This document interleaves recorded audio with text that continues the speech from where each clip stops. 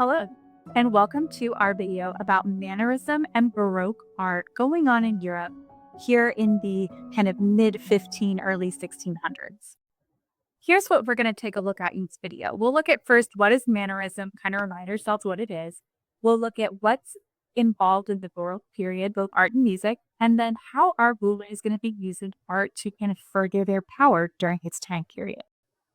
Now, if you recall, Mannerism is this style of art that happens there at the very end of the Renaissance period, and it kind of makes up both the Renaissance and the beginning of the Baroque period. And it's often called the late Renaissance. But some famous Mannerist artists are going to be people like Michelangelo, for example. They're people that want to push the limits of art and form, and Mannerism is really known as a more intellectual style of art. Mannerism is going to begin in northern Italy and then eventually spread all around Europe during this late Renaissance period. But the prime hub of Mannerism is going to be in Florence. Well, it makes sense that Michelangelo is one of the most famous, Mannerist painters. And these paintings are going to focus a lot on religion and mythological kind of depictions in art. So remember, part of Mannerism is they really want to push the limit on art and form. They want to do things that are different, that make it visually very appealing. So here's an example of that. This one's called the Madonna with the long neck. So it's supposed to be Mary with Jesus. And you see how they have the exaggerated features, these long arms, long torsos, long legs. And it gives you a very different impression of the whole family. Another example of art during this period is going to be sculptures. And we see a lot of these really lifelike, very visually active sculptures like Laocoon and his sons. So this one's actually displayed at the Vatican. And it's one of the most famous Manner sculptures. It depicts a Trojan priest and his sons being attacked by serpents. We see that emotion. We can see they look like they're about to jump out of the sculpture. And that's really kind of the epitome of Mannerist art. And then as the High Renaissance and then the Late Renaissance start to fade, we start to see those trends kind of go out of style. And we're going to instead start seeing what's called the Baroque style. And the Baroque period is going to give us some very different art from Mannerism. The Baroque comes from Portuguese word baroca, which means a pearl of a regular shape. So it's meant to imply strangeness, irregularity, extravagance. The more dramatic, the better. I mean, look at the picture on the screen. We've got angels and clouds. We've got fighting on the ground. We've got all this color and all this movement, and all of it's just kind of right there together on the canvas. Now, Baroque art is going to really begin during the Catholic Counter-Reformation, and it's really intended to demonstrate the power and glory of the church. It's supported by the Pope and the Jesuits, and it's their way to kind of counteract all of this, Protestant literature and art that's going around in the Protestant countries. Eventually, it will spread to Protestant countries and kind of take over as the main art form of the era.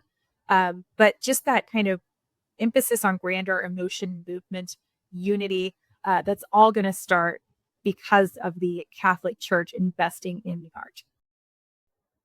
And we'll see some similar things happening in Baroque architecture as well. It's very dramatic. There's a lot of color going on here, especially on the insides of these buildings. We see a lot of counter-Reformation art. So paintings and sculptures are meant to portray church stories that are going to speak to the illiterate population, rather than having them read these texts, because the people practicing the Catholic faith, they're still not, going to be well versed in the Bible. So a lot of what we see on the interior of its architecture are stories painted so that they can understand, biblical messages themselves. Now we'll focus more on how absolute monarchs are going to use this style of art and architecture a little bit later. But one thing that we do see right away is that absolute monarchs are going to show their wealth and power through their portrait. Having those individual portraits painted of them in all of their grandeur show their power, their wealth, their prestige. So that's one of the things that they're going to do to kind of further this movement.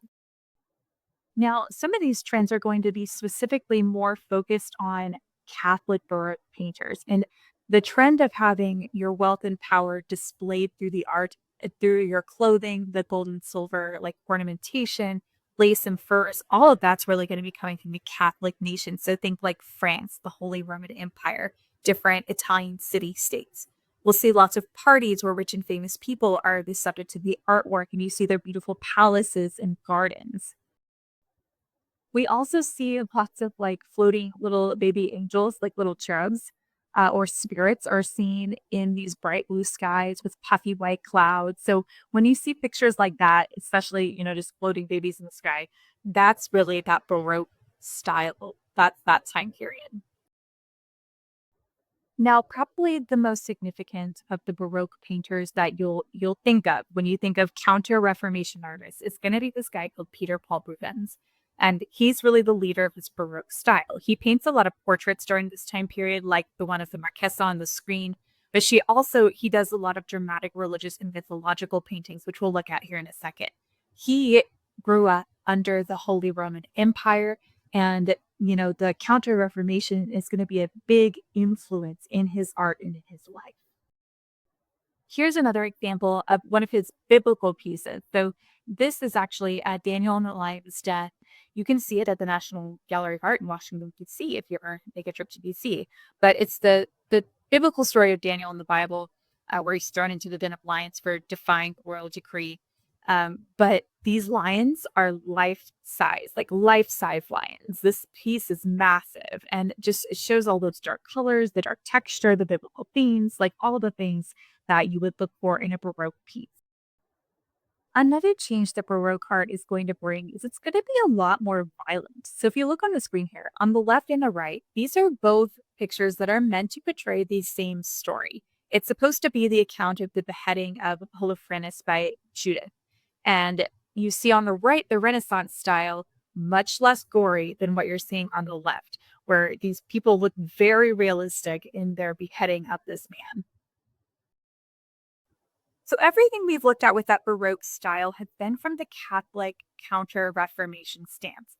So now let's look at what does the Baroque style look like from the Protestant countries and their perspective once the movement gets to them. Well, these Protestant countries, they're going to show the wealth of their patrons, but without the extravagance that we saw in the Counter-Reformation pictures. Which makes a lot of sense because when you think back to what Renaissance art looked like in the Northern Renaissance era, that's pretty much what they were doing there as well. They painted scenes with middle class people working or interacting within their home. And we're going to see a continuation of those themes just now with a new style of art.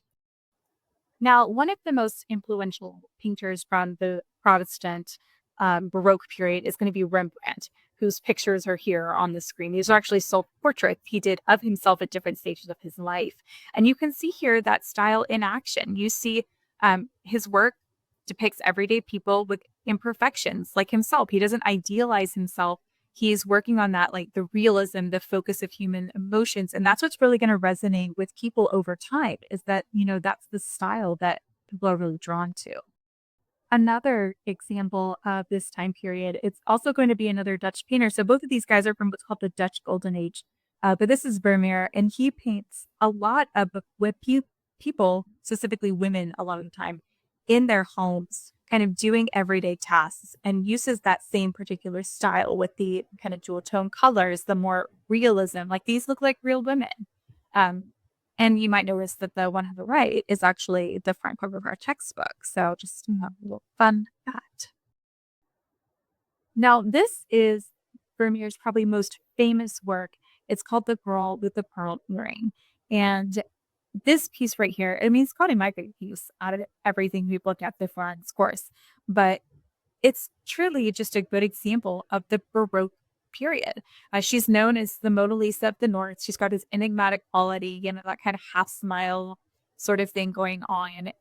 Her headdress and her just like exotic dress that she's wearing probably connects her to some sort of Eastern trade route and this fascination that people had, especially the Dutch, with those foreign cultures. We're going to see a lot more Dutch trading during this time to bring over those types of goods.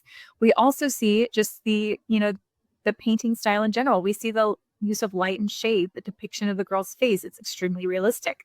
She probably looked exactly like this. This is all example of that Baroque period. And last, today we'll look at some Baroque music. So the other thing that come out of the Protestant side of the Baroque time period is the music. So we've got guys like Handel, Vivaldi, Bach coming out with their music. And this Baroque music, it tries to express what they call the order of the universe. It tends to be lively, tuneful. It's something that you can really tap your foot to. It's defined as the language of music, and it's going to really start to change the way that music is presented, especially in the concert form, kind of moving forward. And that's all we've got for today. We've reached the end of our time on Mannerism and the Baroque period. Thanks for watching.